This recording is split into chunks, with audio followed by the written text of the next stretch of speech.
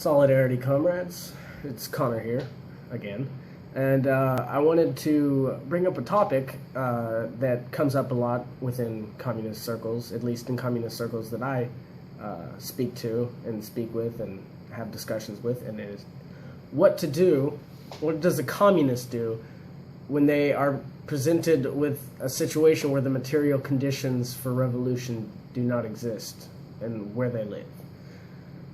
We can't all be like the Naxalabari in India or the New People's Army in the Philippines. We can't all be out there, fighting for revolution, because most of the time we're in situations where material conditions for a revolution do not exist.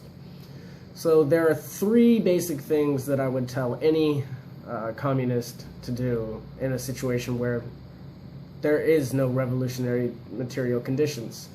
The first thing to do is organize.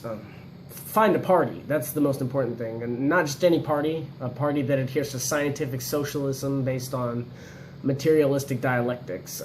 If you're American, I would suggest the Party of Communists USA, not to be confused with the Communist Party of the USA, but the Party of Communist USA, a split group that is not revisionist like the liberals of the CPUSA.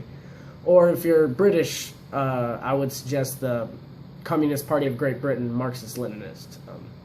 Also, if you're a worker, join a trade union in your workplace and defend against the further exploitation. Your labor is already being exploited. Try to defend yourself further from exploitation in that labor union. And speaking on that, if you are a labor union, I will move on to my second topic of what you should do in a situation where revolutionary potential does not exist. It's to radicalize. You should try to radicalize the people within that labor union. Radicalize and evangelize. I always have trouble saying that word. It is our duty as communists to evangelize as many workers and oppressed peoples as possible. Even if the people we are trying to radicalize are not exploited and oppressed, it is still our duty to try to evangelize them. Marx, Engels, and Lenin all came from privilege, and they went on to help the working class in many ways like people like me can't imagine. They've done it way more than people like me. Again, I stress it's our duty to radicalize these people towards our cause.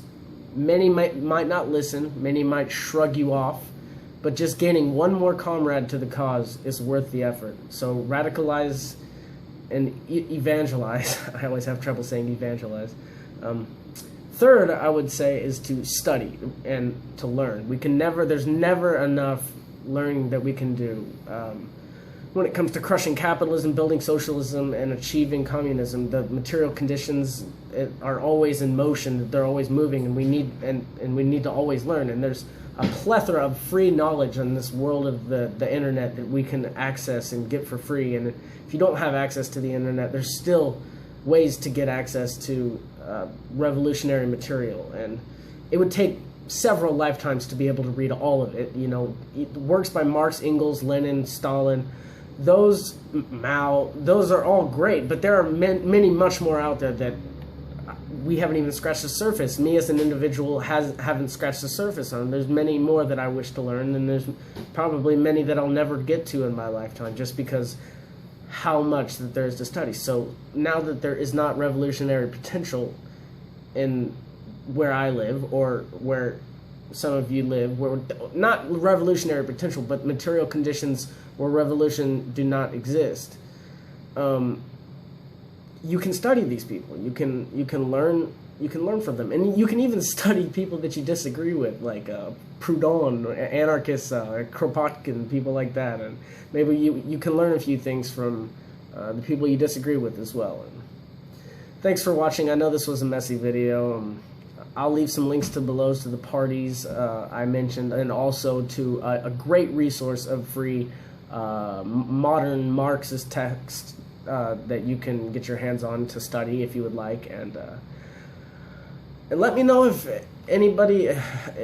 you think I left anything out, that any other suggestions that we should do as communists when the material conditions don't exist for revolution and where we live in our time.